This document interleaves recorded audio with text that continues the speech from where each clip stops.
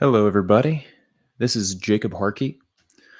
Now, if you're tuned in on YouTube, you may have previously seen me go live a couple of times within the last few weeks. I have been meeting up with Laura FM as well as members of the Squirrel Squad, such as Jessica Palmadessa and Chris Without a Hellcat, among others, to protest against Scientology. Some of you who are here may have seen me on Alexa Nicholas's show, Eat Predators, and Brewing Justice, as we've been keeping an eye on some cases, legal cases involving Scientology.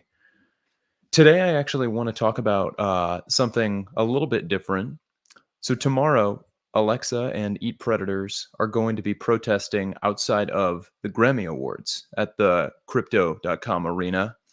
And I just wanted to take a bit of time to talk about what the allegations are being made against the Recording Academy. And I want to take a look at a couple of the lawsuits that have been filed against the Recording Academy.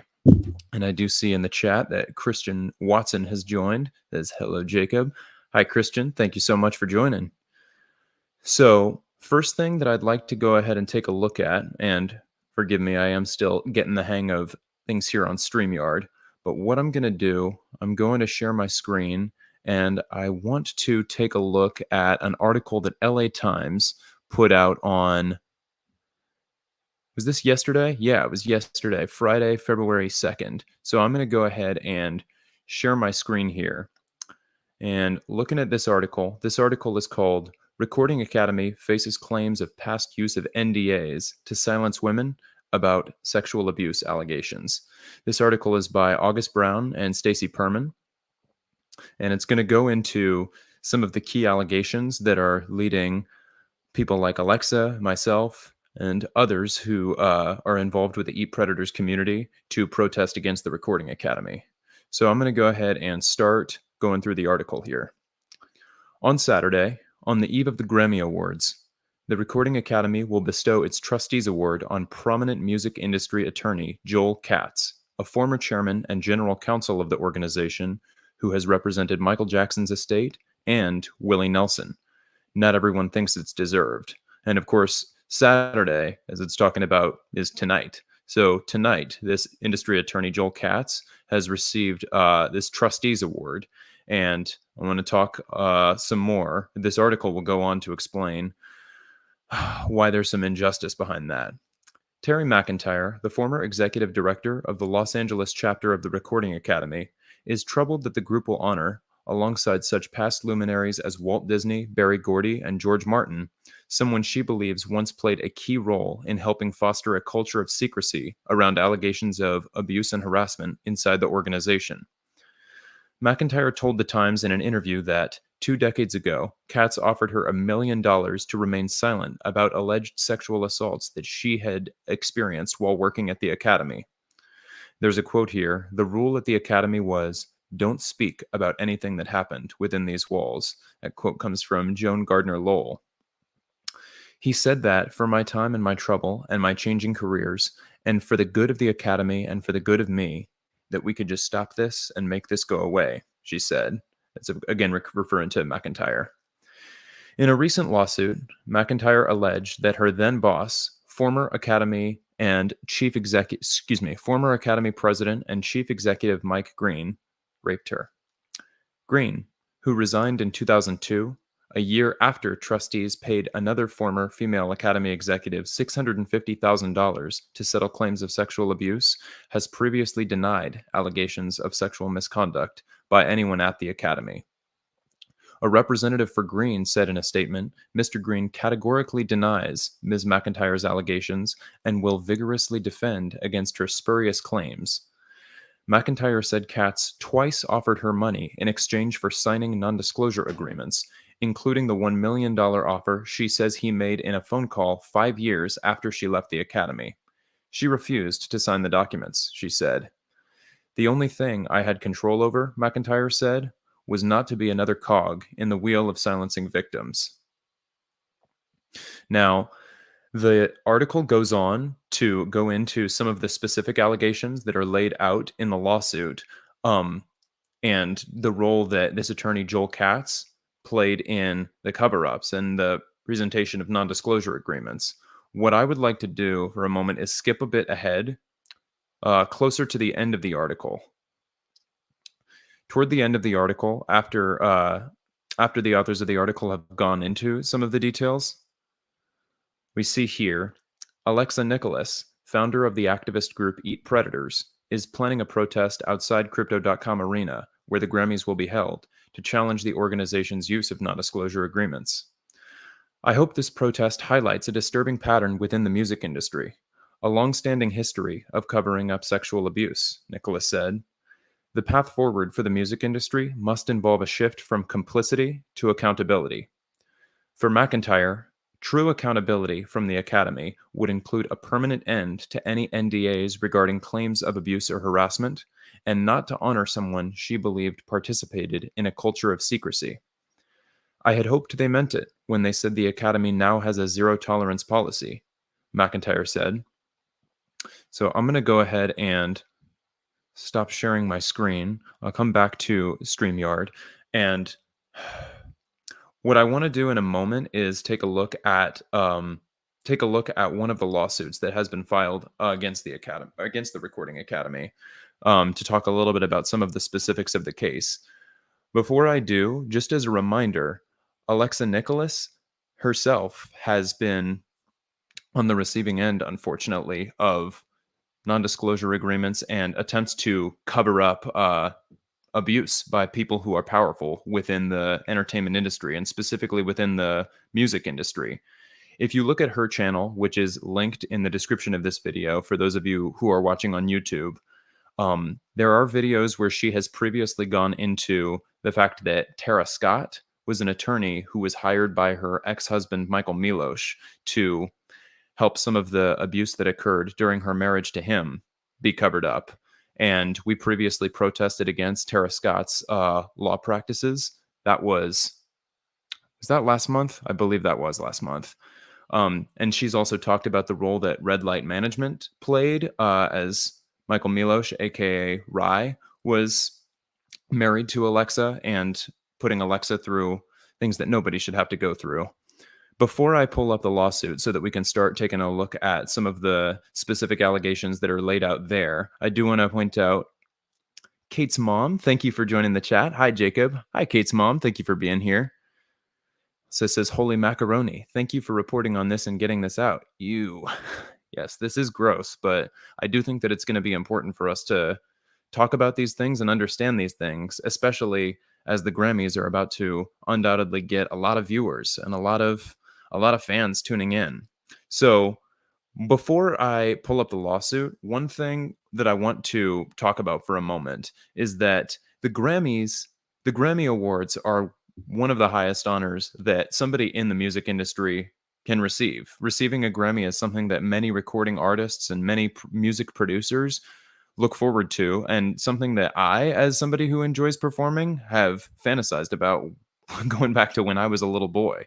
So I want to make it clear that what we're protesting against is the abuse by those who are in charge and those who have power in a context or in a setting such as the Recording Academy.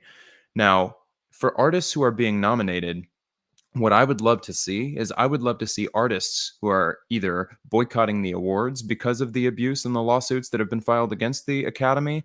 I would love to see artists who call attention to the lawsuits and empower people like the plaintiffs in these lawsuits when they're giving their acceptance speeches. And what I'd also love to see is fans who are watching the show and paying attention to who's winning awards, getting on Twitter and pushing the artists, urging the artists to use their voices and call attention to the injustices that are going on. And I see Alexa's in here. Alexa says, yes, go Jacob. Hi, Alexa. Thank you for being here.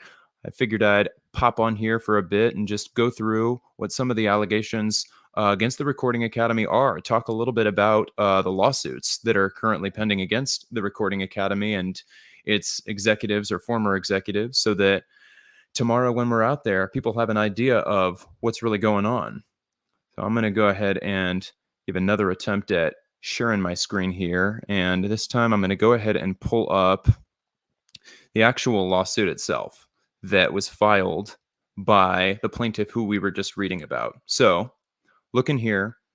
We see Superior Court of the State of California for the County of Los Angeles, Terry McIntyre, an individual plaintiff, versus National Academy of Recording Arts and Sciences Incorporated, also known as and doing business as the Recording Academy, a corporation. Charles Michael Greene, aka Michael Greene, aka Mike Greene. Now, the complaints that are laid out here include, the complaint for damages includes sexual battery, assault, negligent hiring, supervision, and retention, negligence, harassment in violation of the Fair Employment and Housing Act, and failure to prevent harassment in violation of the Fair Employment and Housing Act. And there's a demand for a jury trial. So I'm going to go ahead and scroll down.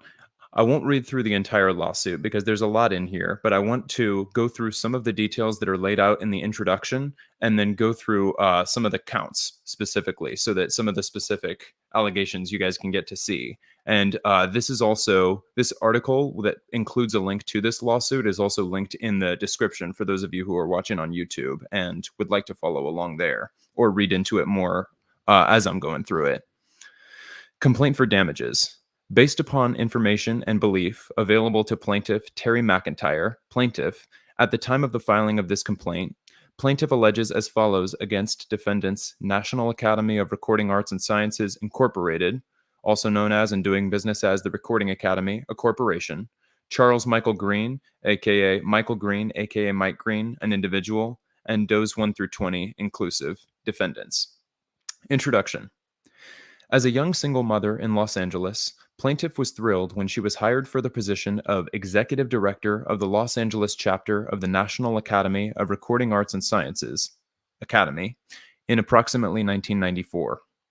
Plaintiff believed she would be perfect for the position, and the position would be perfect for her. Plaintiff could pursue her dreams of working within the music industry while giving back to the community through the philanthropic activities promoted by Defendant Academy and, at the same time, provide for herself and her young daughter. However, plaintiff did not know that for her to survive the music industry, maintain her career, and provide for her daughter, she would be forced to endure the pervasive, incessant, and routine sexual harassment and/or sexual assault perpetrated by her supervisor, President and Chief Executive Officer of the Academy, Charles Michael Greene. Plaintiff did not know that no action would be taken upon her reporting of Defendant Greene's unwanted advances to her supervisors at Defendant Academy. Plaintiff did not know that she would be stuck in a trap of the pervasive, incessant, and routine sexual harassment and/or sexual assault perpetrated by Defendant Greene. Plaintiff did not know that she would eventually need to resign from Defendant Academy to escape the pervasive, incessant, and routine sexual harassment and/or sexual assault perpetrated by Defendant Greene.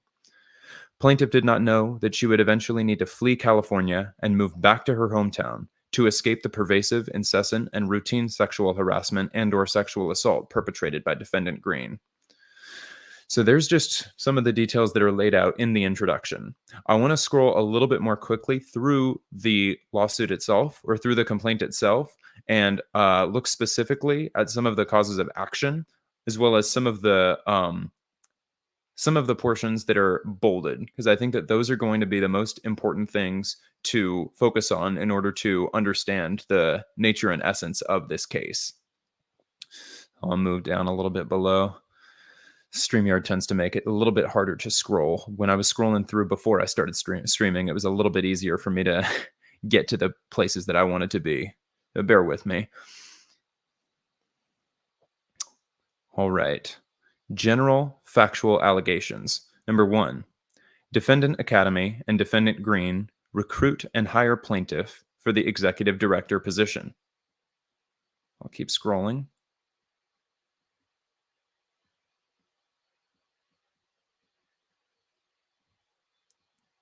Number 2, plaintiff begins her dream job, but quickly learns that Defendant Greene is targeting her. And the suit will go into some details about that. Number 3, Defendant Greene sexually assaults plaintiff at Defendant Academy's annual trustees meeting. So I'll keep moving down below. Some of the allegations in here are really horrible.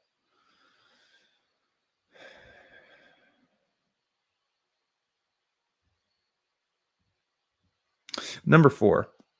Defendant Greene continues to leverage his position at Defendant Academy to sexually harass and sexually assault plaintiff.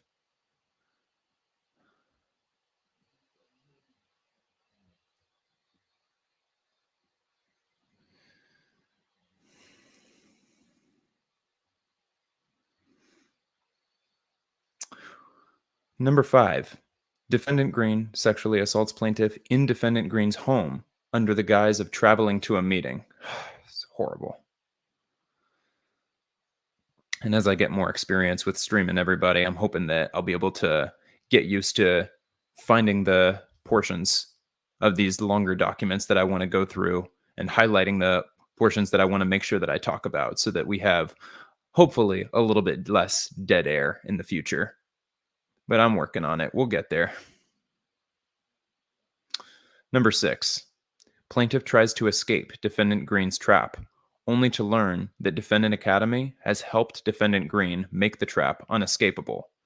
And this is where we'll see some details about some of the specific cover-up tactics that made it difficult for plaintiff to pursue or achieve any form of justice thus far. Moving down a little bit further. Number 7. Plaintiff's last attempt to escape and her flee for safety. So that's what we'll go ahead and take a look at for right now. If I'm with regard to the specific allegations there, if I keep moving a little bit further, we'll be able to see a little bit more about some of the causes of action.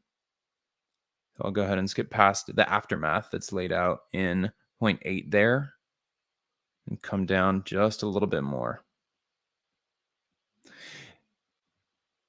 I did miss one thing that I wanted to touch on really quick, which is number 9 right here. Defendant Greene and Defendant Academy's attempts to cover up Defendant Greene's sexual harassment and sexual assault and silence plaintiff as defined by California Code of Civil Procedure 34016.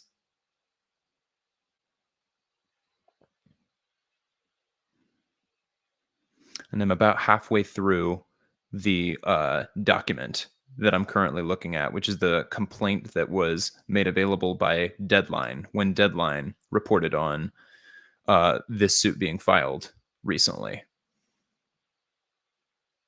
First cause of action, sexual battery, California Civil Code 17085.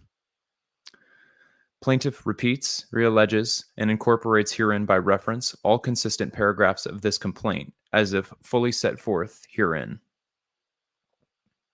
During Defendant Greene's time as president, chief executive officer, and/or chairman of Defendant Academy, Defendant Greene intentionally subjected plaintiff to repeated acts of sexual harassment, sexual assault, and/or sexual battery, including but not limited to making contact with plaintiff's legs, feet, shoulders, neck, breasts, and buttocks, using Defendant Greene's hands to grab, grasp, and/or otherwise manipulate plaintiff's buttocks, forcing Defendant Greene's penis into plaintiff's mouth, Defendant Greene ejaculating into plaintiff's mouth.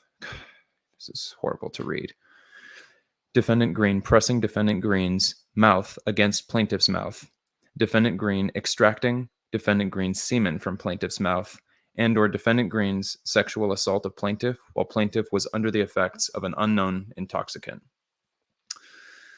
I'm going to go ahead and stop sharing my screen right here. And I apologize. I should have given a trigger warning before reading through some of those details, because I know that some of those details were really, really graphic, really brutal.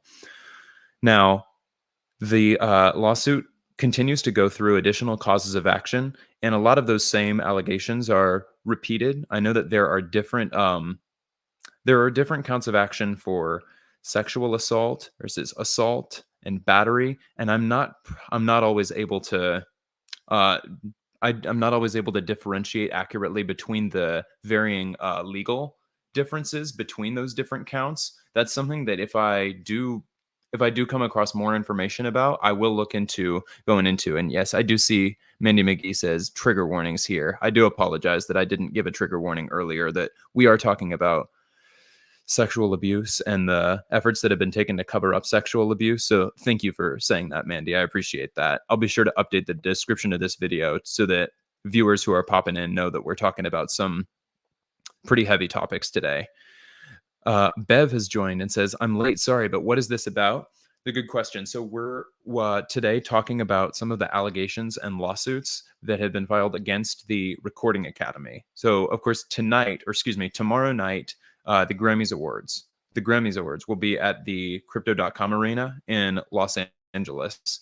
And Eat Predators will be protesting against the Grammys because currently the Recording Academy is facing a couple of different lawsuits by former employees who have reported sexual abuse against executives at the Recording Academy and pressured into signing NDAs after experiencing sexual abuse. And just tonight, Joel Katz was given a trustees award by the Recording Academy when he was, in fact, an attorney who participated in presenting women with some of these NDAs and helping to silence and cover up some of the abuse that has allegedly occurred. I'm going to go ahead and catch up with some additional people who have come into the chat. And Mandy McGee, I see, says, hi, so gross. Yeah, thank you for being here, Mandy. I know we are unfortunately going through some pretty gross topics today, but thank you for being here. And I also appreciate you throwing a trigger warning in the chat. Thanks again for that. Lexi Evans says, I'm late. Hello from the past. 2x speed for the win. I will be caught up soon. Thank you for being here, Lexi. Yeah, we've got a little bit of a different topic that we're going into today. But when it comes to exposing predatory behavior and discussing the allegations, speaking out against the allegations of predatory behavior, this is fairly connected to some things that I've spoken about in the past. But thank you for being here, Lexi. And Kate's mom says, it's so nasty. Yes, it definitely is. Mary Gabrielle Souther says, hi, Jacob. I'm Mary. Thank you for being here. So those are some of the key details that I wanted to make sure that we touched on so that I could give you guys a little bit of an idea of what we're going to be protesting about tomorrow when Alexa and I and others from the Eat Predators community are in Los Angeles protesting against the Recording Academy. If anybody has questions, you can feel free to drop them in the chat and I can answer them as best I can. I will say that I'm not an expert necessarily on all of the details of each of these individual cases, but I wanted to do my best to kind of just lay out an overview of some of the essence and nature of what's going on.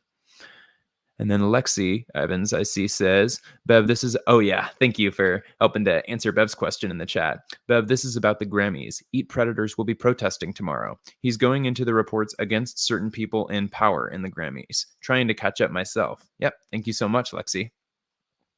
Mandy McGee says, NDAs contracts are null and void if criminal activity has taken place.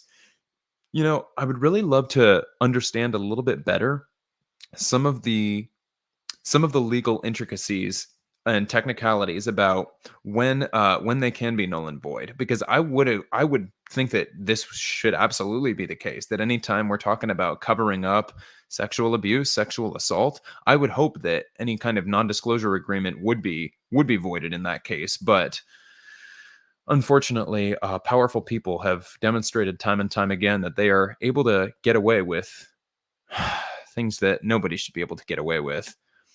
Bev says, thank you, of course.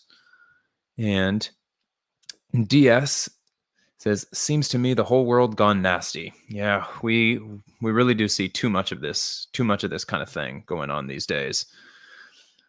Mandy McGee says, it's been nasty, but more of it is coming to light. This is true. I do hope that we are in some kind of an age of awakening or reckoning that we're not going to let people get away with this type of thing anymore. When we hear about these kind of allegations, this is the kind of thing that motivates people like Alexa and myself to get out there, to protest, to make sure that this behavior is not going unchecked. And Lexi Evans says, unfortunately, it's been nasty. Yep. And DS says, the Bible said, what is hidden in the dark will come into the light. Well, I really hope that we will see some of that in the coming weeks, months, and years with regard to these lawsuits that are moving forward, with regard to individuals paying attention to what's going on and getting on social media to put pressure on artists to speak out rather than just simply accepting their awards, put pressure on people to boycott artists who are perpetrating this kind of behavior. Absolutely. And Mandy McGee says it's just to threaten people and it works. Yeah, we have unfortunately seen time and time again that NDAs can be a successful form of manipulation, unfortunately. Now, what I will take another look at briefly, just to give one more example of some of the allegations that have been made against the Recording Academy. There is another case that, again, this is one that I can't say that I'm an expert on all of the details on, but I want to read through some of the reporting that the Los Angeles Times have done with regard to Deborah Dugan. And I'm hoping that pulling up this article, this will give just a little bit more context for kind of the history of what has gone on within the Recording Academy.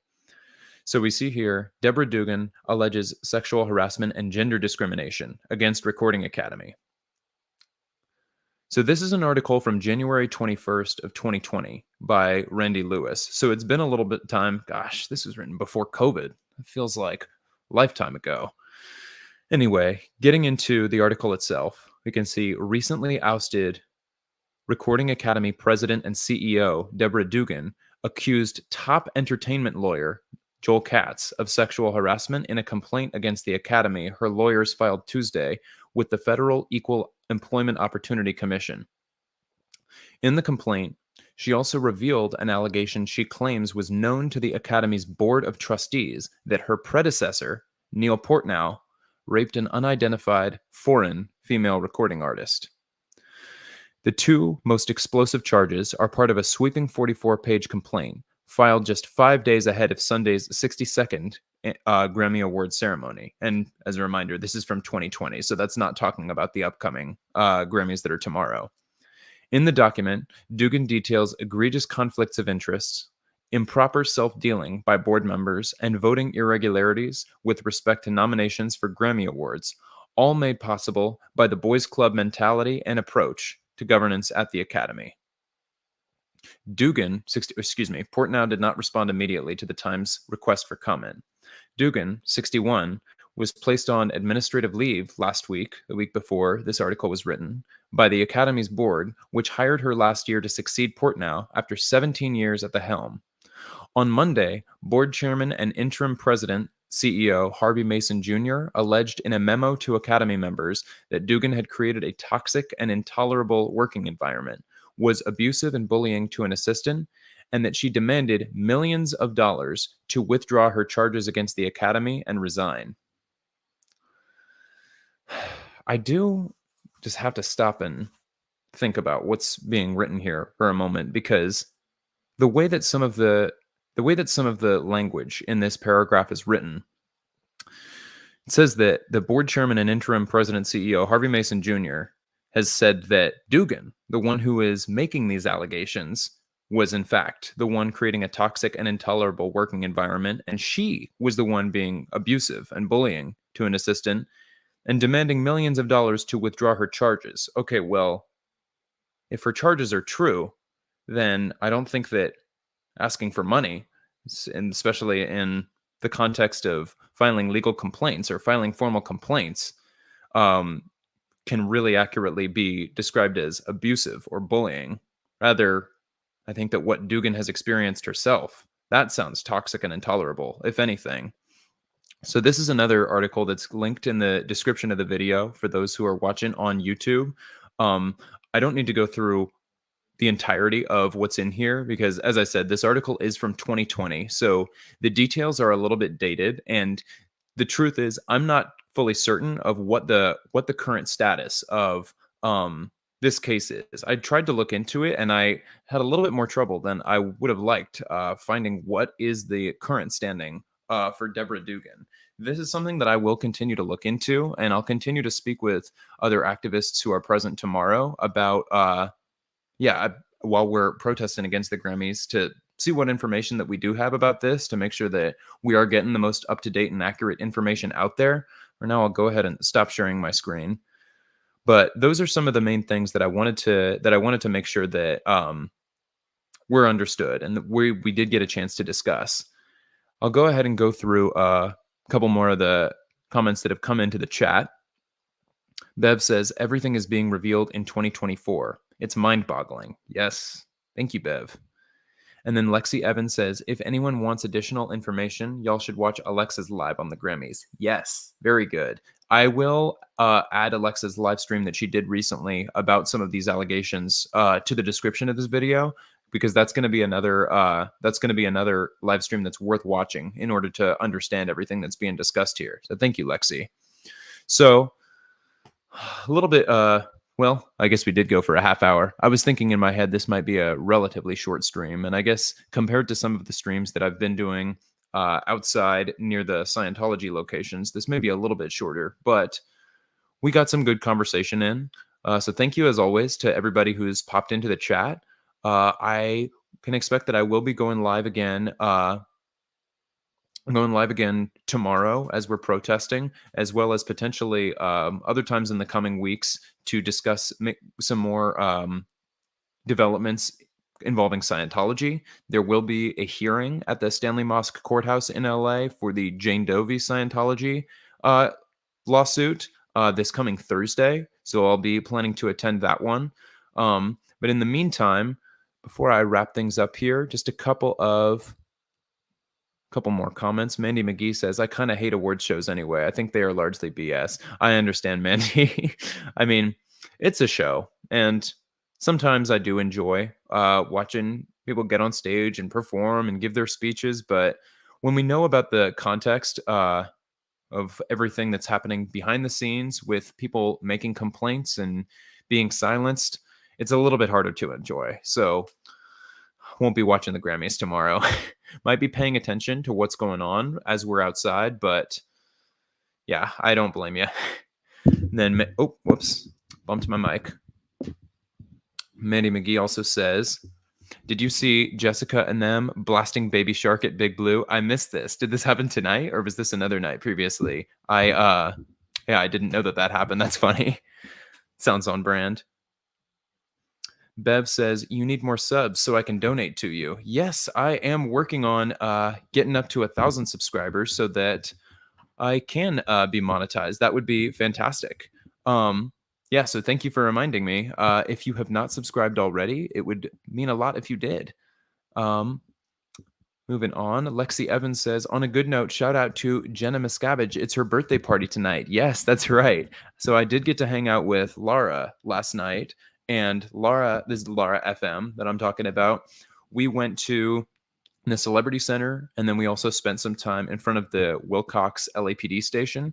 And she was talking to me about the fact that she was going to play at Jenna's show, play a private show at Jenna's party tonight. You also may have seen that Aaron Smith-Levin, as well as Serge Del Mar and his husband Michael, did a little bit of a fireside chat while they were waiting for things to kick off at Jenna's party tonight. Jenna Miscavige is great. She wrote a really, really wonderful book that I would recommend called Beyond Belief. And I got to hang out with her a little bit at the protest from a few weeks ago when we were outside of the LAPD station waiting for Aaron Smith-Levin to be released. And she's a really nice person. She also came out with us afterward to the Snow White Cafe on Hollywood Boulevard and was there while me and Laura and Liz Gale and others were singing karaoke. So yes, happy birthday to Jenna. Thank you for bringing that up, Lexi. And Bev says, Mandy, I did. Mandy McGee says, this was tonight. Well, thank you for letting me know. I'm going to have to check in on Jessica's stream so that I can see some of that. That's awesome. And then Shelly Babes says, Laura and Serge were singing tonight. It was great. Oh, that's awesome. I'll have to go back and check on their streams too. Y'all, so much happens these days. There's so much new content being released every day that I can only keep track of so much of it. But yeah, I'm going to have to check it out. Thank you for letting me know. And then Mandy McGee says, yeah, Surge was live with Laura. I will have to go back and watch it. Yep, that sounds like that's something that's going to be on my agenda once I get off this stream too. Very good. And then Kate's mom says, oh, wow. Yeah, wow, indeed. There's definitely a lot of craziness to dive into when we get into these types of subjects. But thank you once again. Oh, one more. Lexi Evans says Jess brought a huge speaker. She was playing circus music for a while.